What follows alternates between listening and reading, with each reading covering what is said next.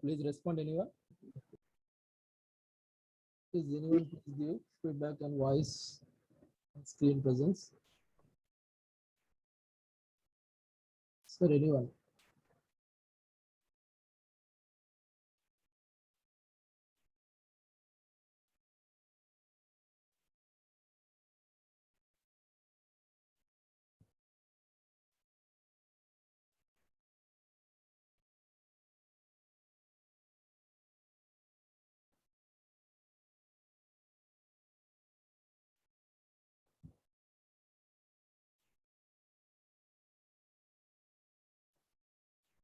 Sir, anyone, please respond.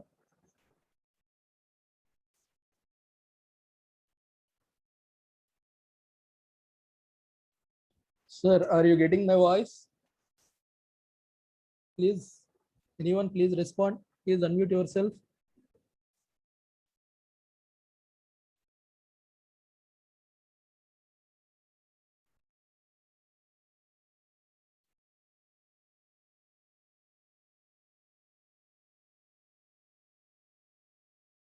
Hello, please respond, anyone. Yes, sir. Are you getting my voice? Yes, sir. Okay, thank you. Thank you, Sisti. Thanks for your response.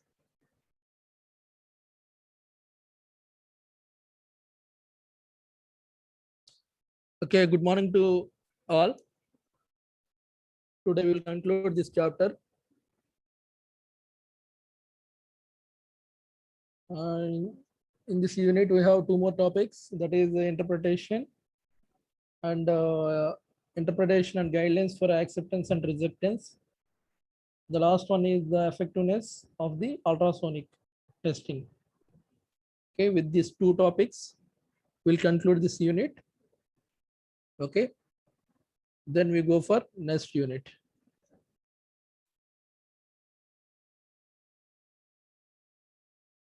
Okay, so our first topic in today's class is interpretations and guidelines for acceptance and rejection of workpiece or specimen you have tested under ultrasonic testing. Okay, only 19 participants are there. Okay, we will see for we'll wait for a few more minutes. It's 10:05.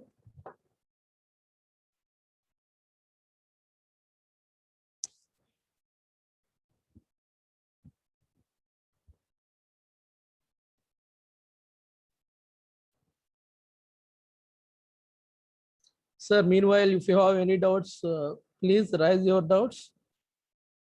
Please unmute yourself and ask me. Sir, I have sent the first unit notes. Have you got that notes? Please respond.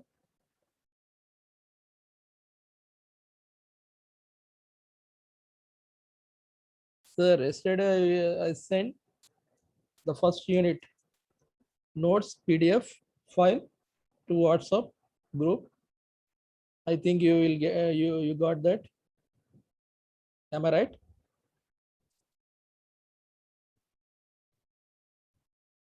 Sir, in that notes, first in our first phase, I have given syllabus.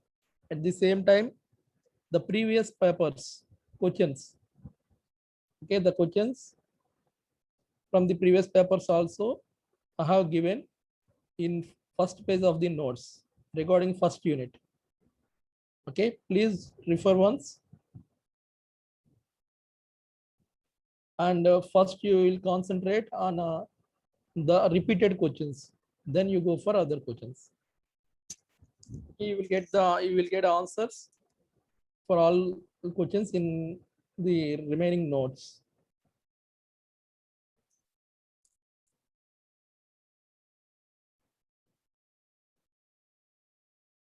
First cover important topics, then go for other things.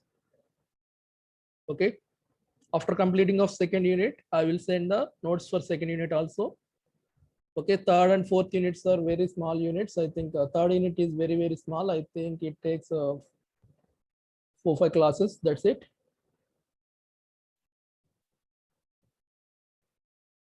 Okay, let me start. Today's class is interpretations and guidelines for acceptance and rejection of workpieces under ultrasonic test. Okay, now what is interpretation? First, we have to see the interpretation concept. Interpretation is nothing but explanation. Okay, simply it employs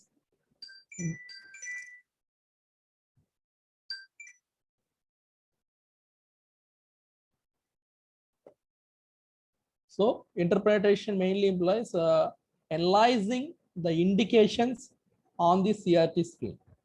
What is the output of the ultrasonic test? We are getting some echo signals on the cathode ray tube screen.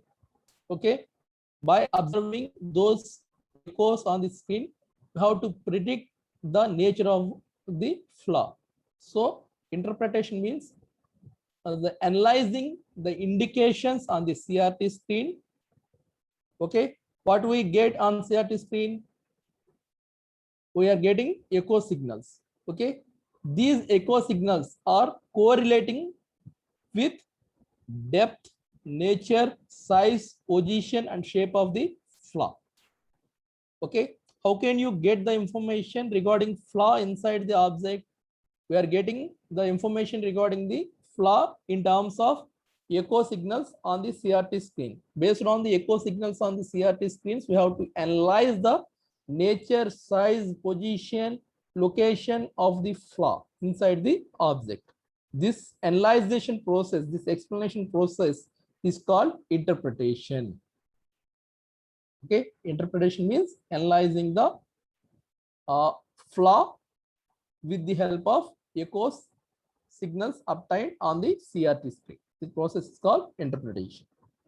Okay, now how can you find the size or shape of the flaw? Because this is a non-destructive testing, so we can't see the flaw inside the object. But without seeing that flaw, by getting the signals from the ultrasonic test, we have to analyze that flaw.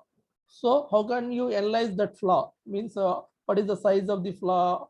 What is the shape of the flaw? How to find that?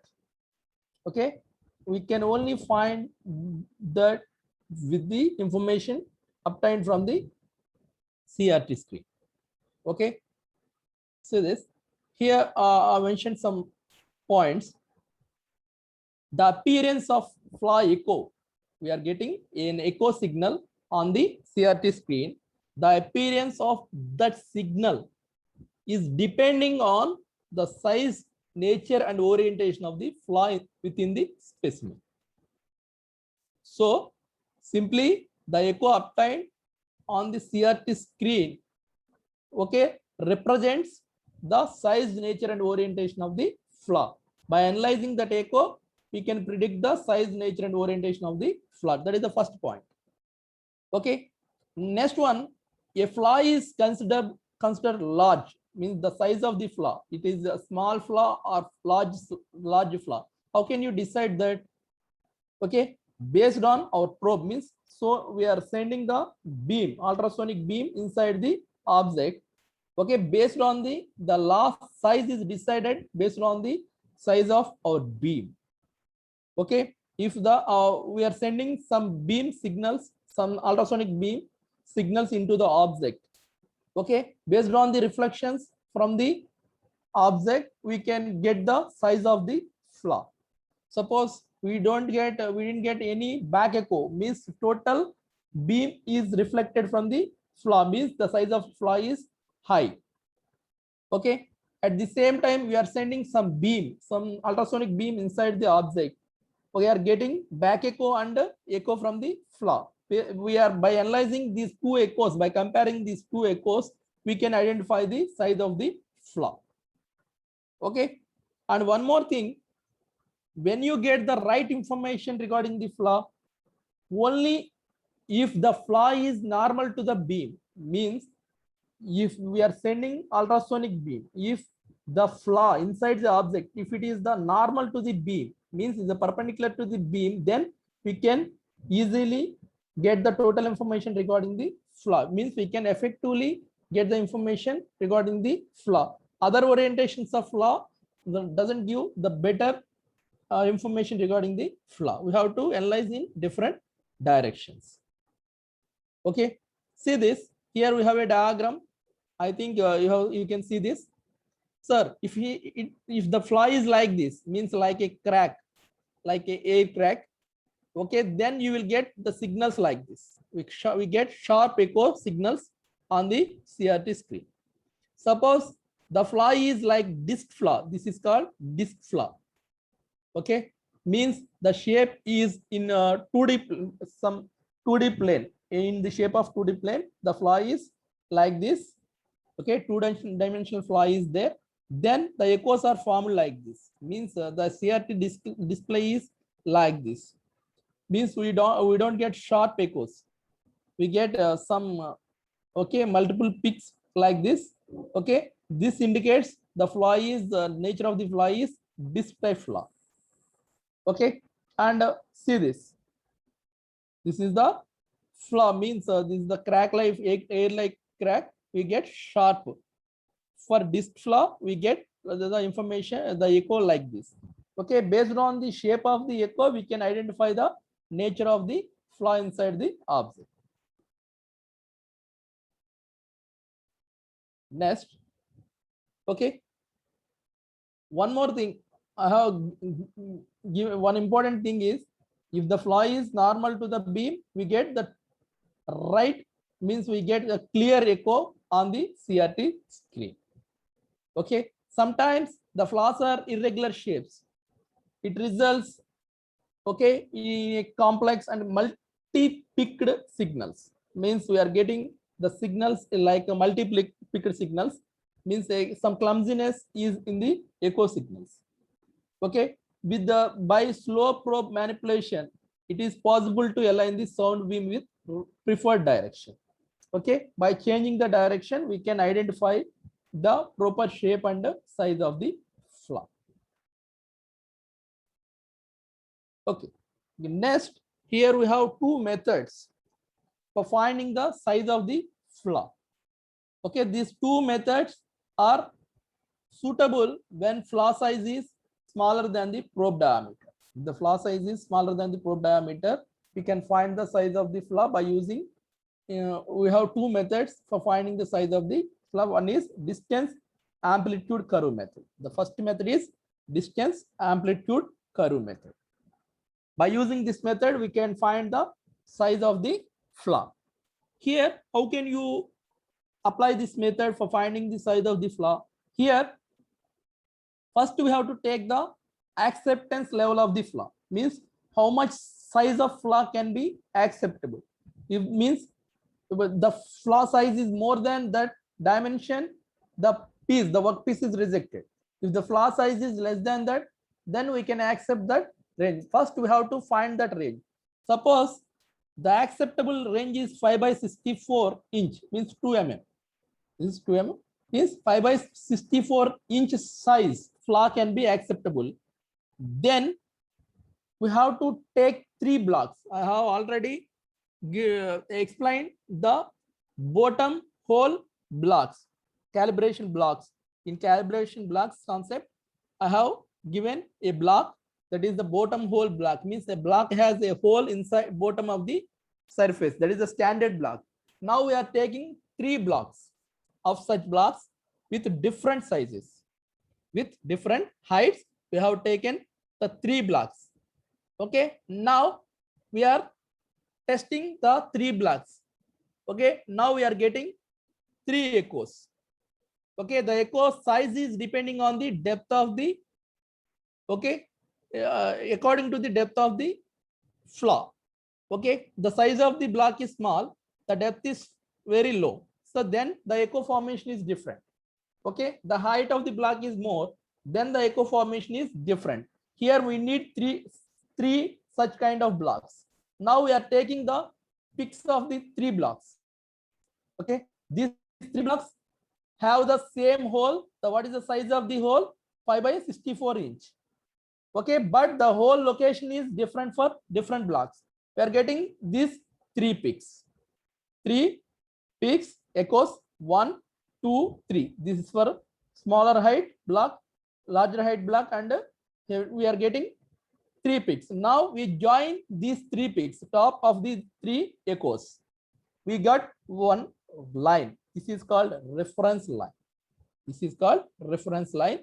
Means for same flaw size, for different locations, we are getting 3 different peaks. Okay, we are joining the top of the peak. We get a line. This is called reference line. Now we are using this line. Now we are deciding the fate of the object. We are testing by using ultrasonics. Okay, now we are testing the unknown workpiece. Now up to now we are testing the known blocks, 3 blocks. We are get 3 peaks. We are joining the top of the 3 peaks. We are get a line, that is the reference line. Now we are testing the unknown object.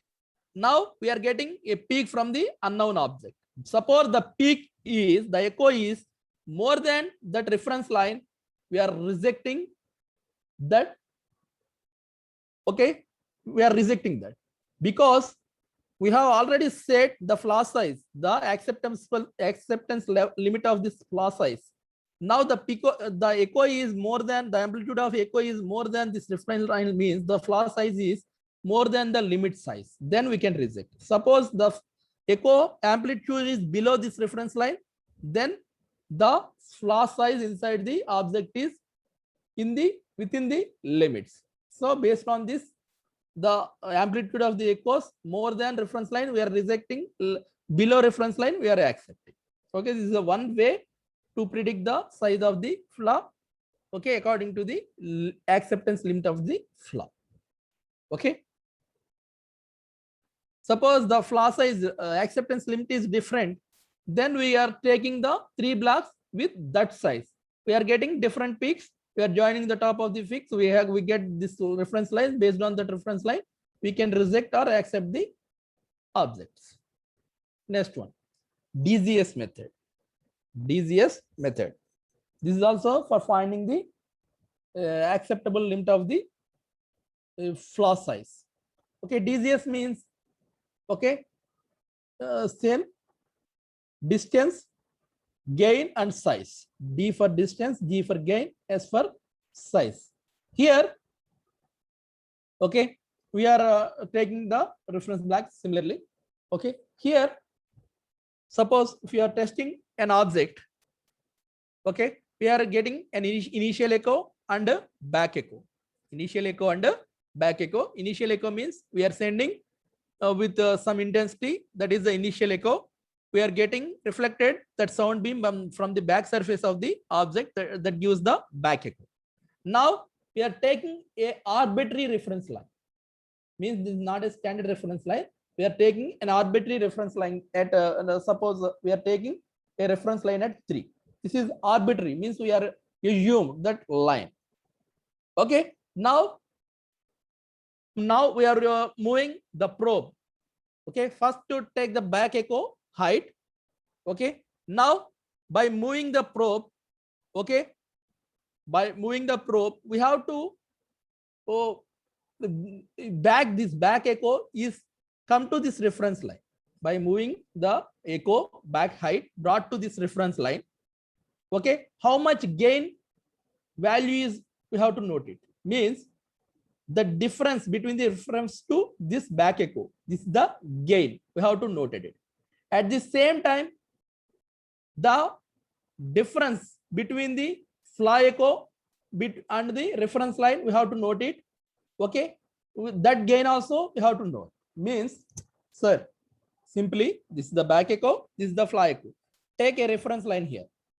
Okay, now we are measuring the amplitude of the back echo and flaw echo from this reference line. Those are the gains. Now we can find the difference in these two gain values. Okay, that is the G. G is the difference between the gain value of back echo and the flaw echo. We have to find the difference, that is the gain value. Okay, now if you know the gain value, okay, now by dividing this gain value with near zone value, that is N, okay, you will get the distance of the flaw in terms of near zone, that is named as D. Okay, for different specimens we have to conduct this test, and they formed a graph like this. Okay, this graph has different curves. This is developed by Kramer. Okay, a set of curves are developed by Kramer for flaw evaluation, connecting the distance, gain, and the size of the now disc-like flaws. Means this method is mainly meant for disc-like flaws. Means I have seen in previous slide we have two types of flaws. The DZS method is only meant for this disc-like flaws. Okay, in this what I explained, in this we have taken an arbitrary reference line. From that, back echo and flaw echo gains are calculated from this reference line. We are taking the difference of their gain, and that can be divided by using near zone value n. Okay, in this way we are conducting the number of tests, and finally those are plotted on a curve. Okay, plotted on this. Okay, this. Okay, based on this characteristics, we are finding the size of the flaw or location of the flaw. See this. This is the reference line. Okay, arbitrary reference line. Okay, here the product of first we are finding the gain. That gain divided by n gives the value of D. Okay, suppose the size of the flaw, the product of S and the crystal diameter, if you know the crystal diameter, okay, it gives the diameter of the flaw. Based on these characteristics curves, we can find the size of the flaw. See this. Here G refers the gain. Okay, what is the D refers? Okay, D refers flaw size, distance of the flaw in terms of near zone, that is D. Okay, that is D on x-axis, G on y-axis. We have a curve here. Now we are testing the one unknown component. We are getting the reference. We are calculating the gains of back echo and flaw echo by observing CRT screen. Okay, we are getting the value of D. Okay, based on the gain value and D value, we can predict the size of the flaw on this characteristics. Okay, already we have a characteristics curves. Those are developed by the Kramer. Based on this characteristic curves, we have gain and D values. Those are obtained by testing the unknown object. Based on these two values, we can predict the size of the flaw. This is called DZS method.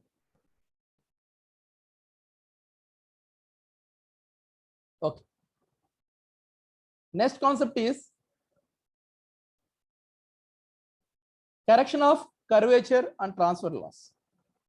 Correction of curvature and transfer loss. You know, this correction of curvature problem is obtained while testing curved surfaces like cylindrical surfaces. If you want to test the flaws in the cylindrical cylinder, now we have to move the probe over the cylindrical surface. Then we have to consider the corrections for the curvature, and we have also considered the transfer losses. Now, how to find these transfer losses and the corrections of curvature? Now we see. Okay, first thing, suppose the curvature radius is more than 225 mm or more. Okay,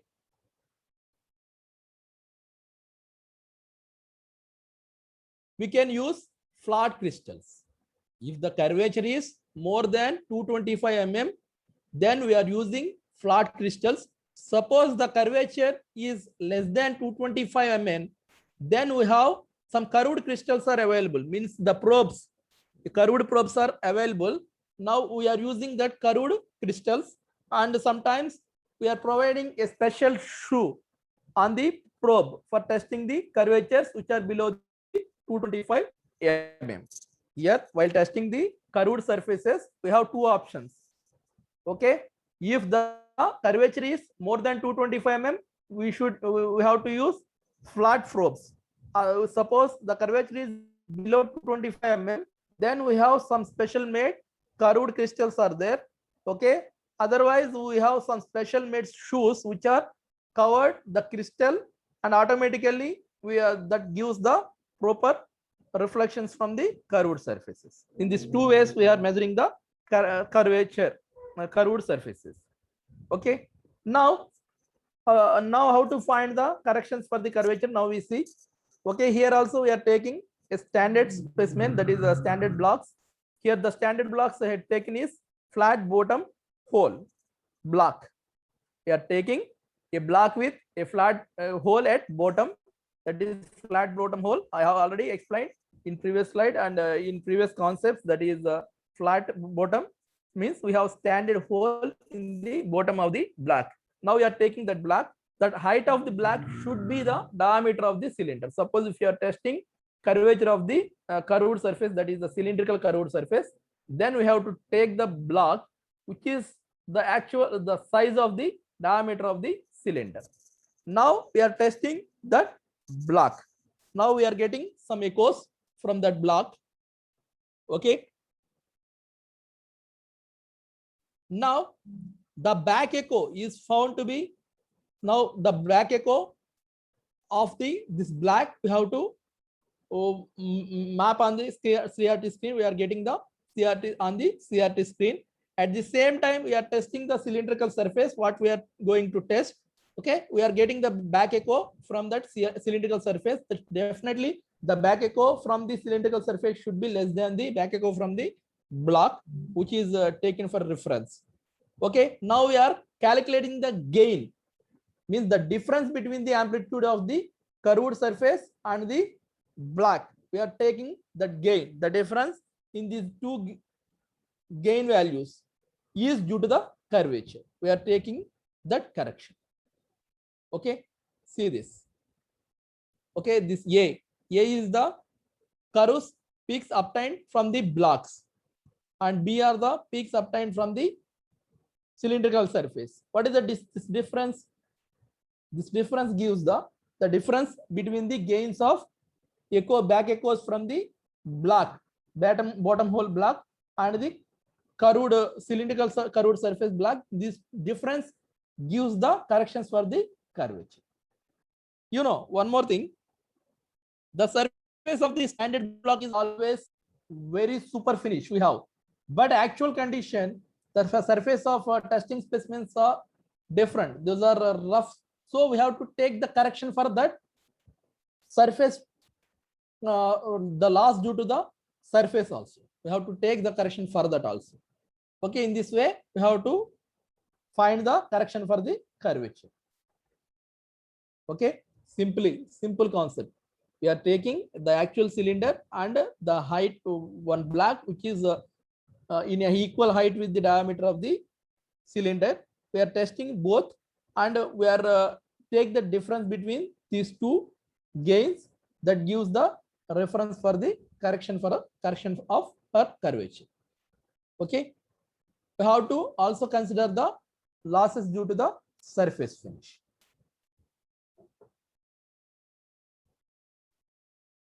Okay, next, guidelines for acceptance and rejection. What are the guidelines for accepting or rejecting a particular object? Okay, see this, we have some points here. First point A, for forgings and other primary members that are finished or semi-finished, a single echo amplitude more than or equal to the one obtained from a 2 mm, that is 5/64 inch diameter flat bottom hole is not acceptable. What is the first thing?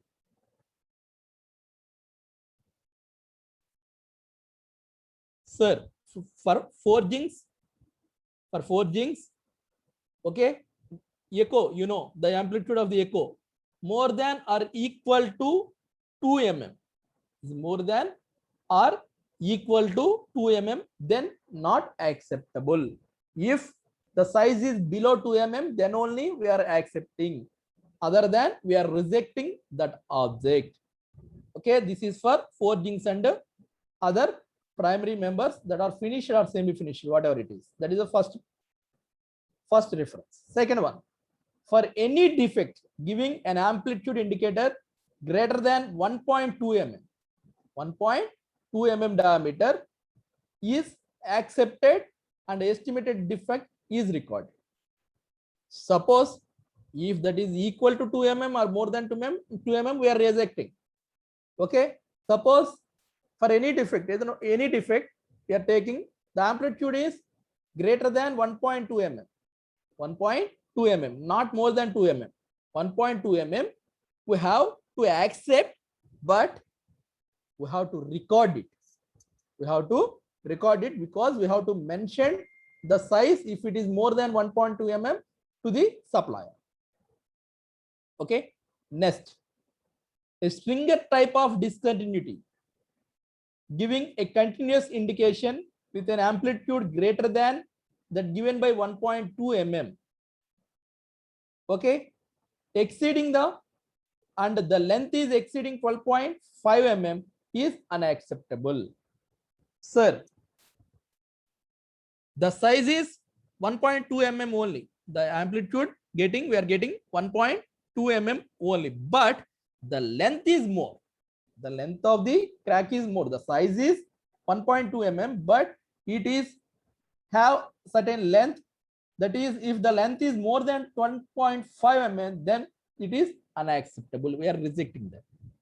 Even it is gives 1.2 mm, but the length is more than 12.5 mm, we are unaccepting that.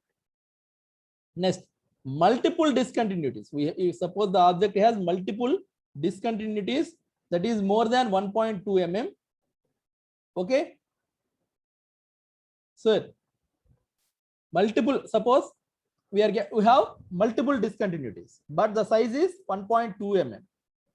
Only acceptable when the difference between the distance between these flaws should be between 25 mm. Means the distance between the flaw to flaw should be 25 mm, then only we are accepting. Suppose even 1.2 mm, that is the acceptable range, but we have multiple defects. Okay, the distance between this defect is less than 25 mm, we are rejecting that. If more than 25 mm, then we are accepting. Okay, at the same time we have A and D is there. Over and above clauses A to D, if a defect indication is found to break into a surface or a hole on the finished part, the defect is unacceptable. Sir, we have 4 points: A point, B point, C point, and D point. A point is regarding if the size is more than 2 mm, unacceptable. Okay, B point is if size is more than 1.2 mm, acceptable, but recorded, should be recorded. Next one, we have a defect 1 point size, even acceptable range, but the length is more, the span of the defect is more, then unacceptable. Fourth one is if you have multiple discontinuities, the distance between the multiple discontinuities not more than 25 mm, rejected. More than 25 mm, we are accepted. Here we have 4 points. Even 4 points are in acceptable range, but the location of defect also very important. If the location of defect at the surface or hole means it is related to the open, then the part is unacceptable. So you have to remember all these guidelines while testing the object under ultrasonics. Okay, next one, floating defects. Floating defects means we have to mark the defect on the workpiece. Okay, suppose a marking 1.2 mm diameter, the size of the defect, and the depth is 19 mm. This is the mark. 1.2 into 19 means the diameter of the defect is 1.2 and the location of the defect is 19 mm. We have to mark this on the object. Next, guidelines for defect evaluation in heavy engineering. Heavy engineering. Suppose we are testing a large pieces, heavy pieces by using ultrasonics. Then the references we have taken, those blocks, reference blocks we have taken. Okay, those are okay, neither useful nor necessary. Okay, if you are testing heavy machinery, then the references we have taken from the reference blocks are neither useful nor necessary. In such cases, we have to evaluate the echo amplitude, okay, and compare that echo amplitude with the back echo. And we have a percentage, we get some percentage, means we are getting the fly echo and back echo. Okay, we have a difference, we have some percentage. Based on that, we are rejecting or acceptance levels are there. So in while testing the heavy engineering, we have three types of classes: class 1, class 2, class 3. Three classifications are there. Class 1 means high stressed elements, so we have to critically examine this. Class 2 means medium stressed, means the examination is medium between class 1 and class 3. Class 3 are low stressed, means we have some liberal action on the class 3. Critical examination on class 1, moderate examination on class 2, and liberal examination on class 3 are takes place. Suppose here we have defect nature and sonic. Suppose the defectors are isolated or distributed. Isolated means those isolated defects causes less effect, and distributed causes more effect. So we have to divide it into isolated into and distributed. Okay, here what is the class 1? Maximum height of the both flaw and echo and back echo is 100%. Maximum height of the both flaw echo and 100 back echo is 100%. Okay, then if it is distributed type, not permitted. Okay, but in isolated type, we have to consider this percentage 100%. That should be 100%. Okay, maximum height of both flaw echo and back echo should be 100% for isolated, not permitted in distributed. For class 2, maximum height of flat echo 75%, back echo 25%. Okay, maximum height is 100% and 100% for distributed type. Okay, maximum height is 100% and 50% for class 3 items. Okay, here for distributed, those maximum height percentages are 75 and 25%. Okay, here these acceptance levels and rejection levels are based on the agreement between the parties. Testing, we have supplier is there. Okay, here some supplier is there, purchaser is there. This we have two parties. Based on the agreement between these two parties, these acceptance and rejection levels are there.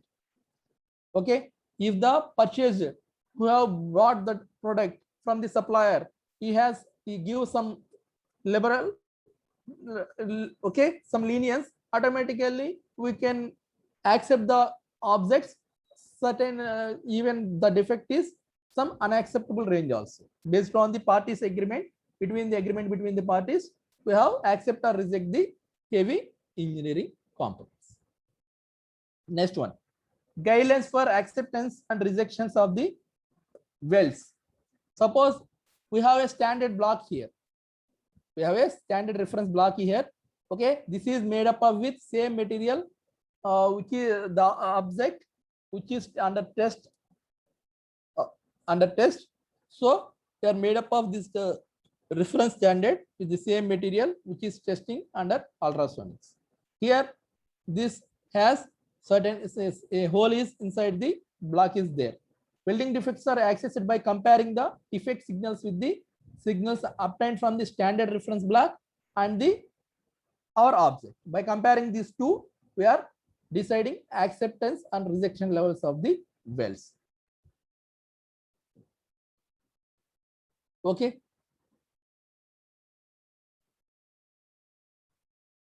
Next, calibration of angle probes. Okay, here also we are taking the standard block we are testing that standard block with a hole. A small hole is in this standard block. We are testing that standard block by using angle beam. So we are getting some echoes, okay, at different positions of the angle beam, okay, angle probe. We are getting different peaks like this. We are drawing a reference line, okay, and based on this reference line, if you are testing an object by using angle probe, if the we are comparing the results with this reference results, is there any deviation, okay, based on the deviation we are rejecting our acceptance levels are based on this reference lines obtained from the standard reference block. Okay, similarly in straight beams also we have some reference blocks. We are getting the reference lines, means we are first we are testing that standard block at different positions. We are getting the echoes, and we are we are making some reference lines, and based on these reference lines we are accepting or rejecting the tested objects. In this way we are going. Next, last one is effectiveness and limitations of the ultrasonic test. Sir, the success of ultrasonic test is influenced by some factors. Those factors are, first factor is test assembly condition. Assembly condition, working geometry environment, means what are the working environment and what is the geometry of that particular object. That is also decides the success of the ultrasonic test. Next, location and the skill of the technician, okay, and the understanding of the equipment. Regarding the equipment, what kind of understanding the skill the worker have on the equipment, that is also decides the success of the ultrasonic test. Okay, next, technique, which technique is used for testing the object, that is also decides the success of the ultrasonic test. Okay, these are the main factors which decides the effectiveness of the ultrasonic test. Here I have given some products and effective detection and limit. So suppose billets, forging, extrusions, plates and sheets, bars, rods, and what kind of defects we have find by effective manner by using ultrasonics. We can find the cracks, bursts, laminations, inclusions, voids, debonding and porosity. We can find all these kind of effects in effective manner by using ultrasonic test. Okay, here we have a limit of detection, mm, in terms of mm. In laboratory the limit is 1 mm, in production 2 mm, because we have so many facilities in laboratory, so we can find up to a size of 1 mm. In production up to 2 mm only we can find by using ultrasonics. Next, fiber reinforced composites. Suppose in case of composites, we can find the porosity, cracks, delamination, fiber damage, resin rich, resin strapped, impact damage, insufficient curing thickness. All these things we can detect in effective manner by using ultrasonics. In production the range is 2 to 3 mm. For assembly products, okay, stress corrosions, cracks, corrosion, fits, fatigue cracks, delaminations, impact damage, lightning strike damage, all these things we can measure in effective manner by using ultrasonics, and in service up to 2 to 3 mm is the limit for detection by using ultrasonics. Okay, and these are the defects that can be found in effective manner by using ultrasonics in different applications, in different products. But at the same time we can use the ultrasonics for finding the material inhomogeneity, phase variations and test distributions in the materials. We can also find these three things also along with the defects which are mentioned on the table. Okay, this is some information regarding the ultrasonics. This is about ultrasonic testing. Okay, sir, if you have any doubts regarding ultrasonics, you can now ask. Please unmute yourself. You can ask if you have any doubts regarding ultrasonics testing. This is about ultrasonic test. That is the second unit of syllabus.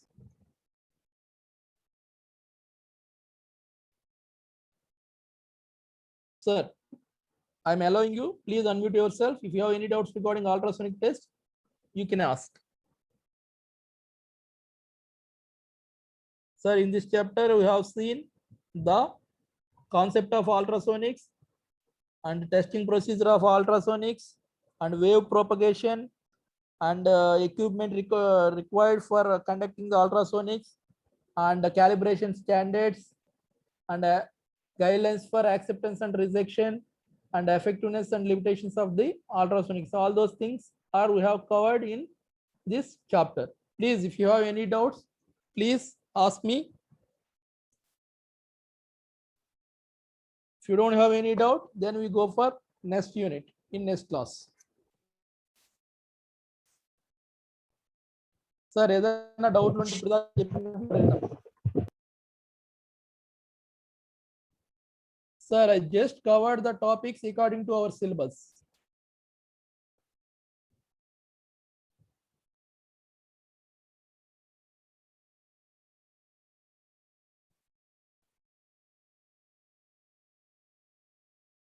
I think first and second units are somewhat complicated and somewhat lengthy chapters. Okay, remaining chapters are very easy and simple chapters. Okay, don't worry about that. Please raise your doubts. Otherwise, I will close the session today's class.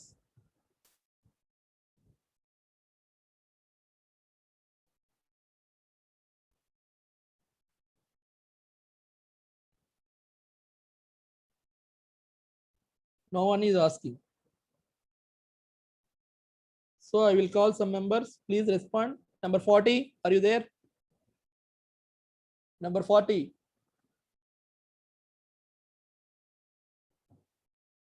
Sir, within 1 or 2 days, I will provide the notes for this unit also. Please study the material. You can easily understand the concepts of ultrasonics and radiography. Sir, please raise your doubts if you have any.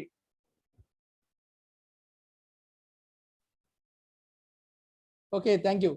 I'm closing the session.